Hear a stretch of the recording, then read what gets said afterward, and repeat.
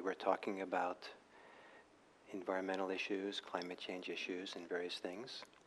And one of the things that came out of that was that let's celebrate 1 week a year Earth Care, caring for the Earth, and in October.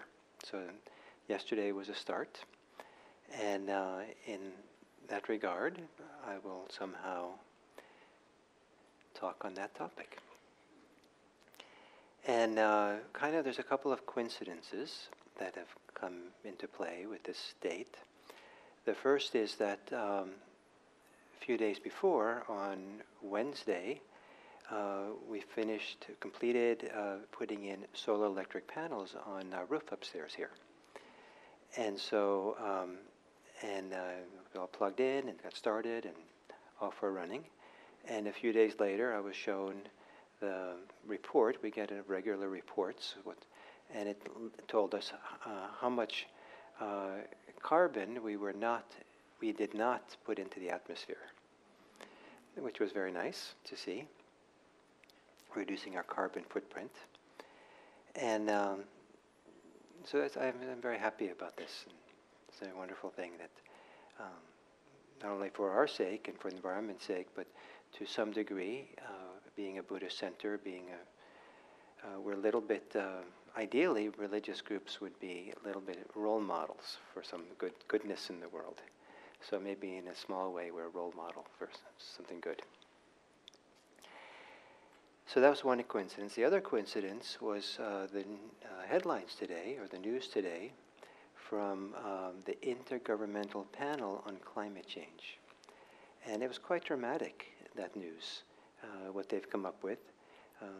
3 years of studies, I guess all the data on climate change, and apparently a fair amount of debate among these different government organizations looking at this issue, and to agree on a report.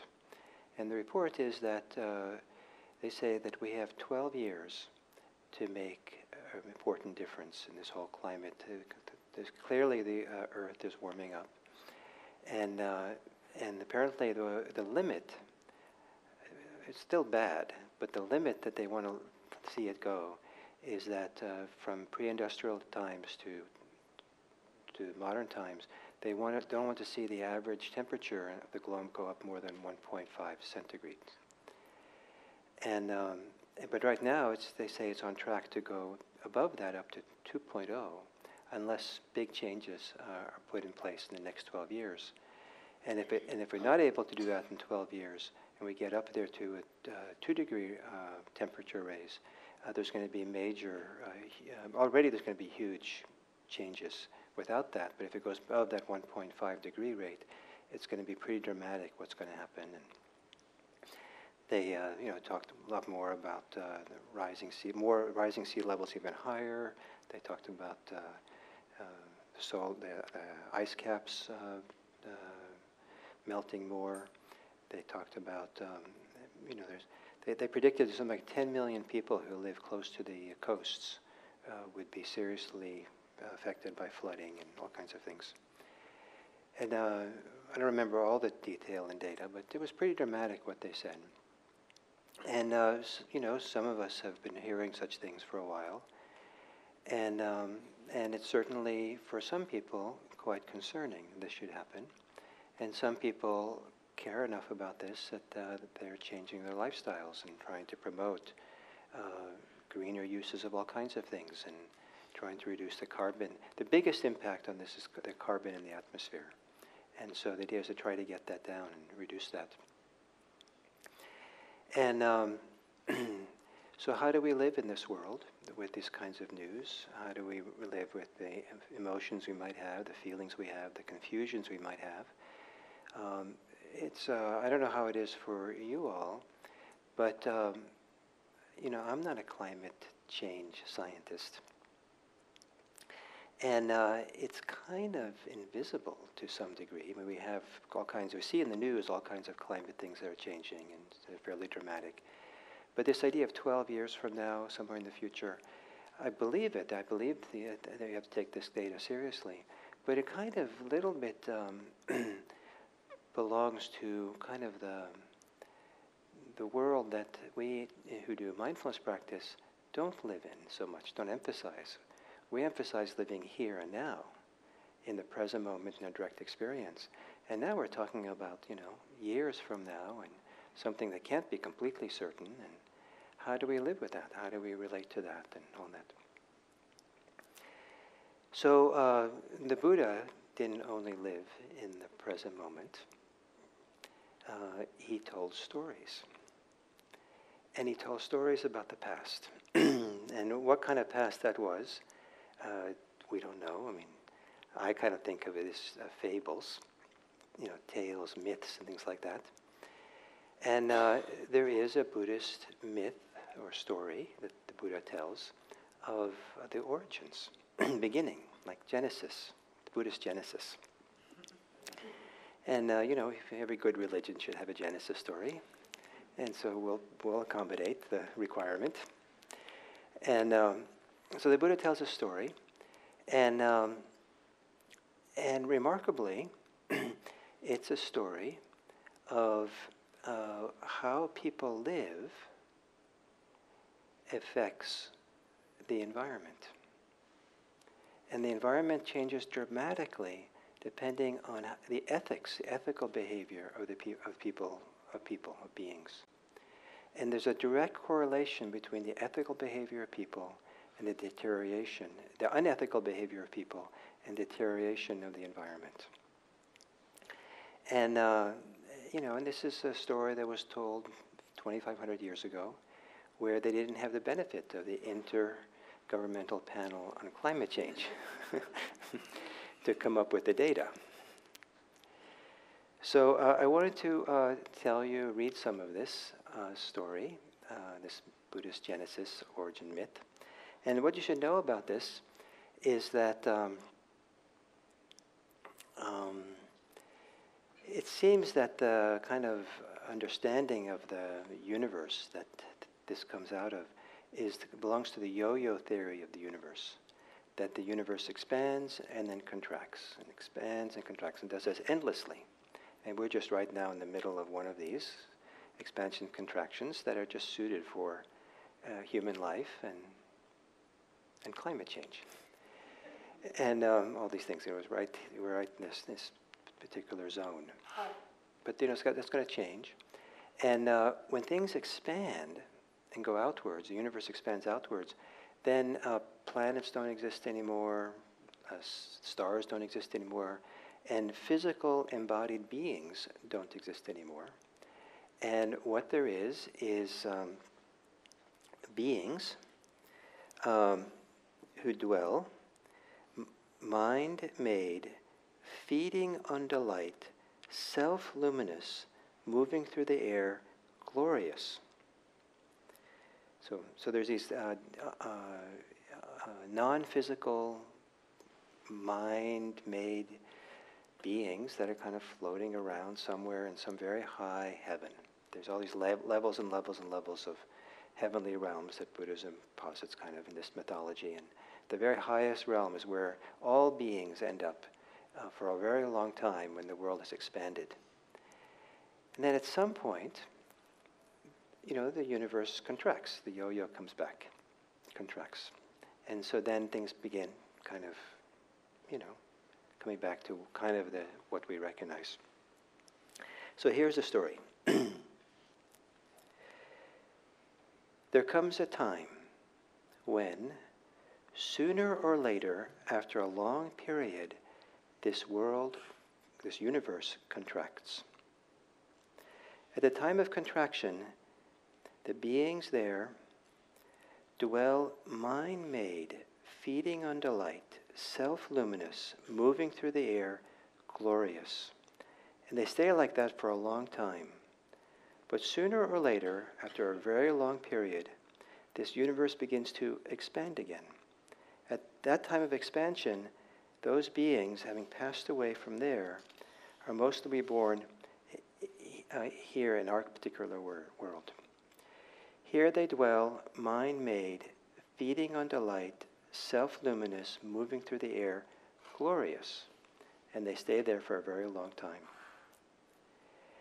At that period, there was just one mass of water, and all was darkness, blinding darkness. Neither moon nor sun appeared, no constellations or stars appeared, night and day were not distinguished, nor months nor forenights, no years or seasons, and no male and female beings being reckoned just as beings. And sooner or later, after a very long period of time, savory earth spread itself over the waters where those beings were. It looked just like the skin that forms itself over hot milk as it cools. It was endowed with color, smell, and taste. It was the color of fine ghee or butter, and it was very sweet, like pure wild honey.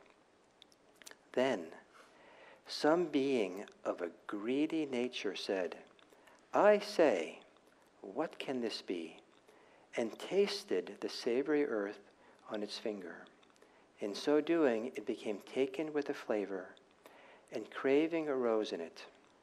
Then other beings, taking their cue from that one, also tasted the stuff with their fingers. They too were taken with the flavor, and craving arose in them. And so they set to with their hands, breaking off pieces of the stuff in order to eat it. And the result of this was that their luminosity disappeared. And the result of the disappearance of their self-luminosity, the moon and the sun appeared, night and day were distinguished, months and forenights appeared, and the year and its seasons. To that extent, the world re-evolved. And those beings continued for a very long time feasting on the savory earth, feeding on it, and being nourished by it. And as they did so, their bodies became coarser, and a difference in looks developed among them. Some beings became good-looking, others ugly. And the good-looking ones despised the others, saying, "We are better looking than they are." And because they became arrogant and conceited about their looks, the savory earth disappeared. And at this, they came together and lamented, crying. I don't have to read that. And then, when the savory earth had disappeared, a fungus cropped up in the manner of a mushroom. It was of a good color, smell, and taste, and it was the color of fine ghee or butter, and it was very sweet, like pure wild honey. And those beings set to and ate the fungus, and this lasted for a very long time. And as they continued to feed on the fungus, so their bodies became coarser still, and the difference in their looks increased still more. And the good-looking ones despised the others. And because they became arrogant and conceited about their looks, the sweet fungus disappeared. Next, creepers appeared, shooting up like bamboo. And they too were very sweet, like pure wild honey. And those beings set to and fed on those creepers. And as they did so, their bodies became even coarser, and the difference in their looks increased still more. And it continued this way. Then after the creepers had disappeared, rice appeared in open spaces, free from powder and from husks, fragrant and clean-grained. And what they had taken in the evening for supper had grown again and was ripe in the morning. And what they had taken in the morning for breakfast was ripe again in the evening, with no sign of reaping. And these beings set to and fed on this rice, and this lasted for a very long time. As they did so, their bodies became coarser still, and the difference in their looks became even greater, and the females developed female sex organs, and the males developed male organs. And the women became excessively preoccupied with men, and the men became excessively preoccupied with women. And I'm sure there are other options, but...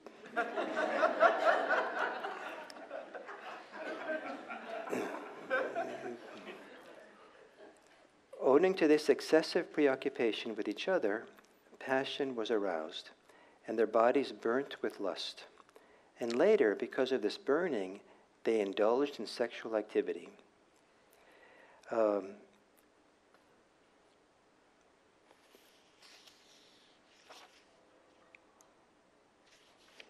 and those beings who in those days indulged in sex were not allowed into a village or a town for 1 or 2 months. Accordingly, those who indulged for an excessively long period in such immoral practices began to build themselves dwellings so as to indulge under cover.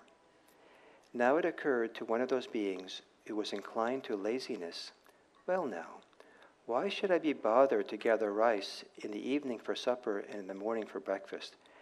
Why shouldn't I gather it all at once for both meals?" And he did so. Then another one came to him and said, "Come on, let's go rice gathering." "No need, my friend, I've gathered enough for both meals." Then the other, following his example, gathered enough rice for 2 days at a time, saying, "That should be about enough." Then another being came and said to the second one, "Come on, let's go rice gathering." "No need, my friend, I've gathered enough for 2 days."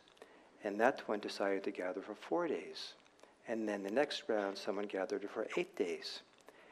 However, when those beings made a store of rice and lived on that, husk powder and husk began to envelop the grain. And where it was reaped, it did not grow again. And the cut place showed, and the rice grew in separate clusters. Then one greedy natured being, while watching over his own plot, took another plot that was not given to him and enjoyed the fruits of it. So they seized hold of him and said, "You've done a wicked thing, taking another person's plot like that. Don't ever do such a thing again." "I won't," he said. But he did the same thing, a second and third time. Again he was seized and rebuked, and some hit him with their fists, some with stones and some with sticks. And in this way, taking what was not given, and censoring and lying and punishment took their origin. Then those beings came together and lamented the arising of these evil things among them, taking what was not given, censoring, lying, and punishment. And they thought, "Suppose we were to appoint a certain being who would show anger when anger was due, censure and censor those who deserve it, and banish those who deserve banishment. And in return, we would grant him a share of the rice." So they went to one among them, the most pleasant and capable, and asked him to do this for them in return for a share of the rice, and he agreed. And he was called the People's Choice. And then it goes on a little bit more, but that's basically up to date. The People's Choice. And so the moral of the story is that craving, greed, has bad impact on beings, and people get coarser and coarser, and one thing leads to another, and and eventually we have to have governments, and people have private property, and all these things happen that weren't really necessary if people hadn't been so greedy and craving and wanting and all this stuff. So this kind of ideal, maybe kind of little bit harks back to the monastic communities that the Buddha created, where there was everything was held pretty much in common. There was no private land and private buildings and private food.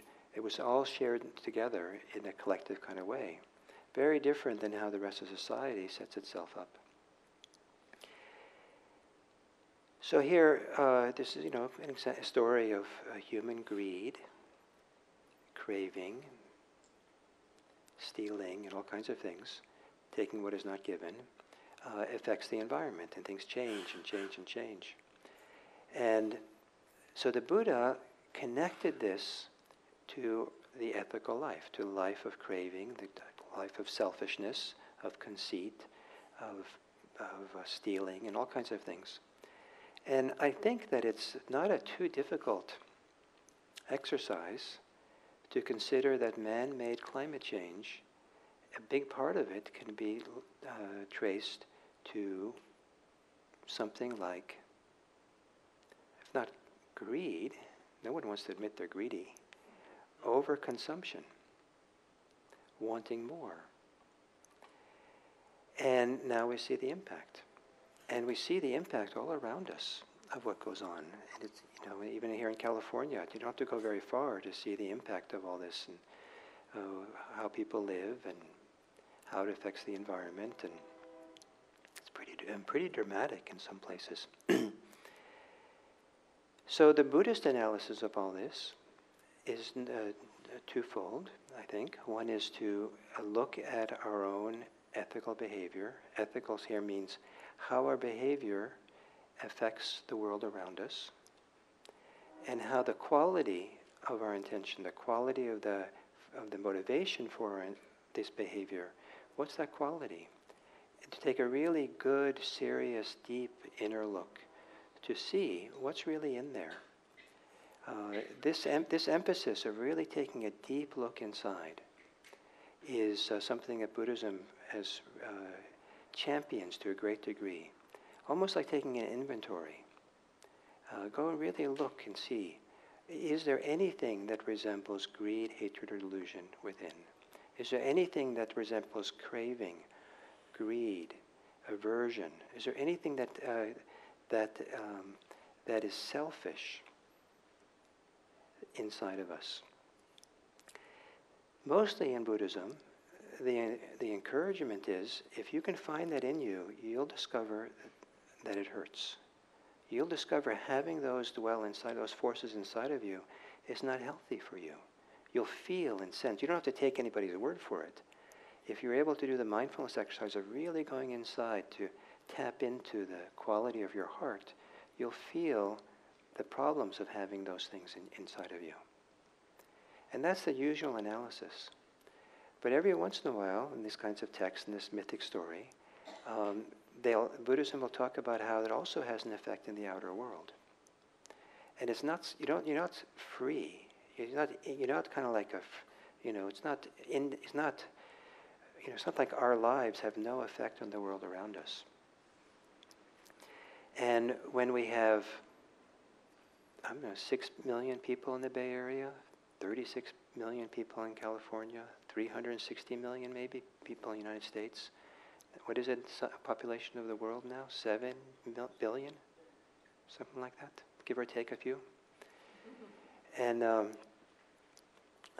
so the collective impact is so huge. I was struck, I said this yesterday, that when I lived in the mountains, lived in the wilderness, I used to marvel that the wilderness didn't need us. That, I was living there for years and walking the grounds. And if we weren't there, our monastery, I don't think the wilderness, would have noticed. And, but now we are the creatures in the world who are making the biggest impact on the environment around us. So how do we care for that? What do we do? What's our role? How do we do something? And I think that coming from Buddhism, what I think is nice is to consider how the interrelatedness, the close interconnection between the quality of our heart, quality of our inner life, and the quality of the environment that we live around us. That if we want to care for the earth, for the environment that we live in, that we share in, that we don't have to see it as a diminishment of ourselves, or that we have to, somehow burden ourselves with restraint, burden ourselves now with guilt or shame that I'm not allowed to have these things now. I'm supposed to be less. I have to be an ascetic, or I have to kind of reduce my, simplify my lifestyle, and it's a burden. All these pleasures that I have is, be given up, and my security, all kinds of things will be given up, and it's just a drag. If that's the attitude, if that's the understanding, it is a drag. And who's going to be motivated for that? A lot of people are going to just kind of blow it off. But Buddhism has this wonderful emphasis on the interplay of the outer environment and the inner environment. And to to discover how simplifying our lives, how caring for the environment, caring for other people, is a way of caring for ourselves, is a way not of diminishing ourselves or decreasing our joy, but there's a way to do it that it enhances our life, enhances our inner life, and enhances our joy. In Buddhism, they talk a lot about what's called the bliss of renunciation. I think for a lot of people, those two words shouldn't go together. It's just like, it doesn't compute. But the bliss of renunciation, so the task is to discover how is it that we actually are better off simplifying our lives. That is a powerful exercise. And that's an exercise, I think, that can make it sustainable and inspiring for people to simplify their lives. So how to drive your cars less. How to switch from gas to electrical cars.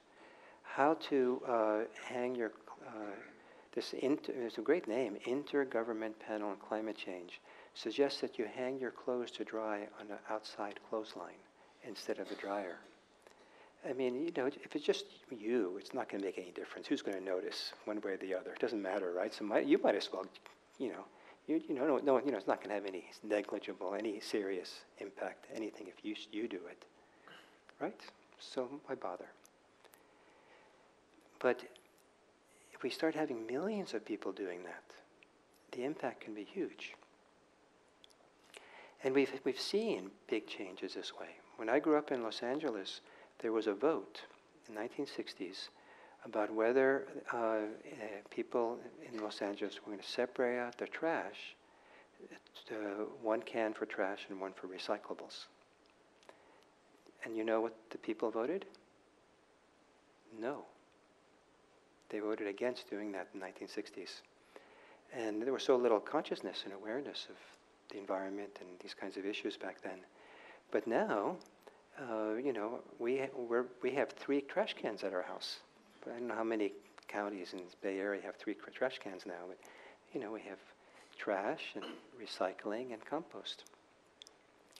And it's a wonderful exercise to figure out sometimes. What kind of plastic is this? And I don't know.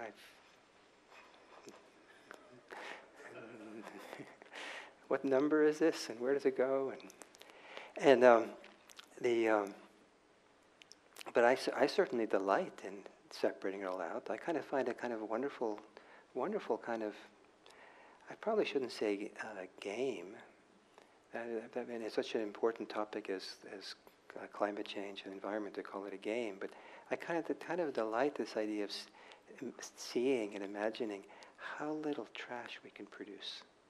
And I marvel and love these stories of people who figured out how to have no trash at all, or they're trash every week or every month or something. It's like a little, it can fit in the palm of their hand or something.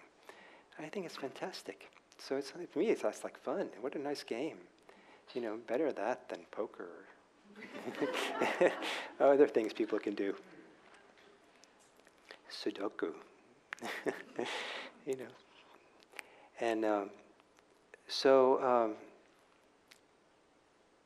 they also talked about this intergovernment panel on climate change to reduce the amount of animal foods that are eaten. Meat and dairy and eggs, cheese and all these things. They produce a lot of methane, a lot of carbon. It's a big impact on the environment, the production of meat. So that's a drag for people, meat eaters. How do we make this not a drag? How do we find a way that this kind of switch and change actually feels like an improvement and a joy? It does take some work. It does take some figuring out. But to figure out how to be happier, isn't that kind of what we're doing Buddhism for anyway? Or is it magic thinking? If I just sit here, I'll be happier, and I don't have to be happy. That would be convenient. We got to do things. And then not taking airplanes as much. not driving as much. The last 2 days when I came down to IMC, I walked down here. And I delight in this walk. I'm okay driving, and in principle, not in principle, but I'm okay, the driving, the whole thing behind the steering wheel and coming down here. I don't mind it. It's okay. I love walking down here. Just walking down the sidewalks, looking at the trees, getting my body moving. What a great thing. However, it's really an inefficient use of my time. I mean, it takes about an hour of my day to walk back and forth from home. I mean, imagine all the websites I can visit. I mean, look at all the things I could do. I could stay home and read about the environment if I drove more. But I get exercise, which I love. I get a nice sense of vitality. I get fresh air, usually. It's just a delight. So what I'm trying to get across is that in Buddhism, there's a clear sense that our inner landscape and our outer landscape are closely connected. And it's not hard for us to see that now. As the outer landscape, the outer world changes, I think it has a lot to do with the inner landscape of some people who have greed, hate, and delusion infested in there. The amount of greed and the amount of,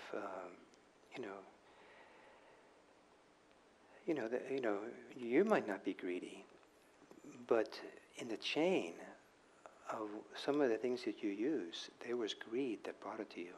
Someone was chasing after wealth and money.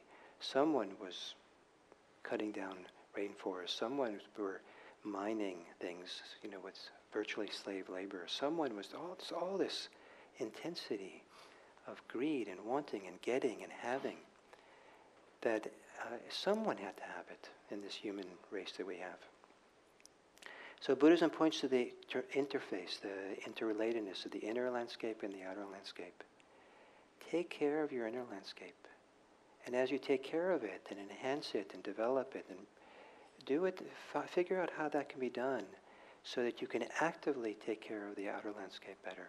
Don't let that be independent effort.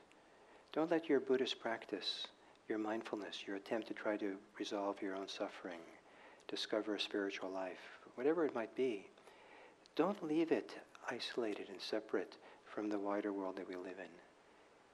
Do this inner work in a way that enhances and develops and improves the lives of others and the world around us and the environment. Care for the world. Care for the earth. Care for everyone.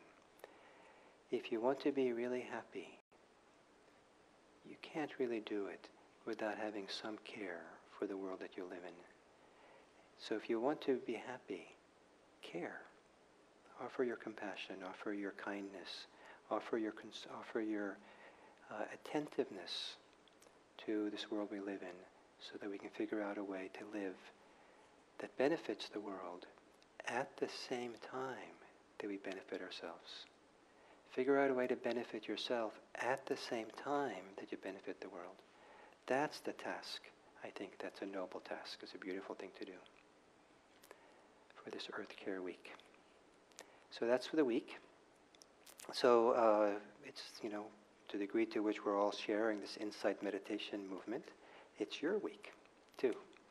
So maybe this is a particular week in which you can kind of give a little more thought and emphasis and education around the issues of the environment. And maybe if the message I gave today, you took it to heart, maybe you can figure out, do the exercise, do the reflection about how you can change something about the way you live. Simplify, use less, live more lightly on this planet. But to do the exercise to do it in a way that you feel enhanced, you feel improved by it. That would be great.